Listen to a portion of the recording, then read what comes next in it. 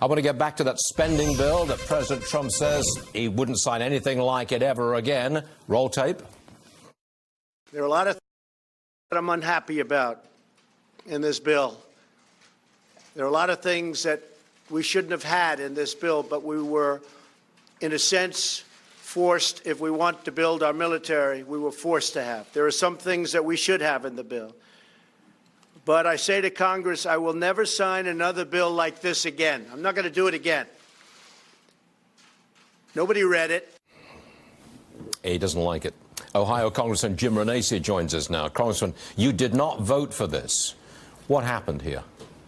Well, Stuart, again, 2,200 pages in less than 12 hours. It's something we shouldn't. I don't know how I could have ever voted for something when I didn't know all what was in it. I didn't have the chance to read it, and again, it's a process. It's a broken process. Well, and, should we be saying goodbye to Mitch McConnell and Paul Ryan, leader in the Senate and the House?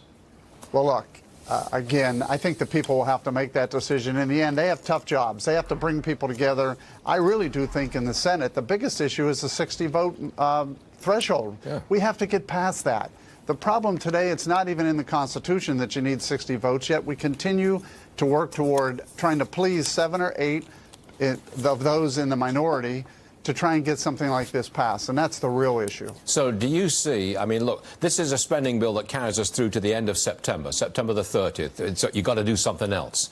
At that point, do you think that's the point where we introduce, you need 51 votes to pass this thing and that's it, get on with it? Well, I think we got to do a couple of things. We need to pass budgets in the House and the Senate. We need to do appropriations bills in the House and the Senate. We need to bring that process forward. Stuart, this is a process issue. We have to follow a process. We haven't followed a process. It's one of the things that frustrates me about being in Washington is there are processes in place. We don't follow them.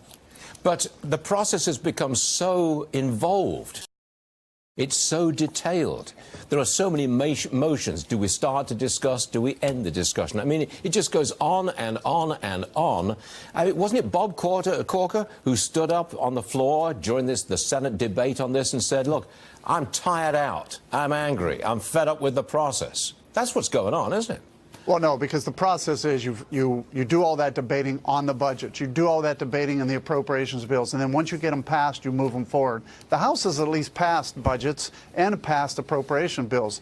The Senate hasn't done that. And it's one of the reasons the Senate can't get it done. It's always the 60-vote cloture rule that needs to be changed. I really believe that's the focus. The House is passing bills. The Senate isn't getting past the 60-vote closure rule. When I went back home this week, that's all I'm hearing. They're frustrated with us not getting things passed out of the Senate. They're frustrated with us not getting the Trump agenda pushed through, and they're getting very frustrated that this place is not following a process. And I think those are the things we need to be getting done here in Washington. Is the Republican Party now Donald Trump's Republican Party? Well, look, President Trump came out and said he was unhappy with that bill. I'm glad. A lot of people back home wanted him to veto it because they wanted him to say, you guys need to get back here and fix this. But in the end, I'm not going to say it's his Republican Party. I know he wants to move this thing, the process forward too. And as he said, he's not going to sign another one of these things. I'm glad to hear that. I think the people back home are glad to hear that too. Jim Renacci, thanks for being with us this morning, sir. We do appreciate it. Thank you. Thank you, Stuart.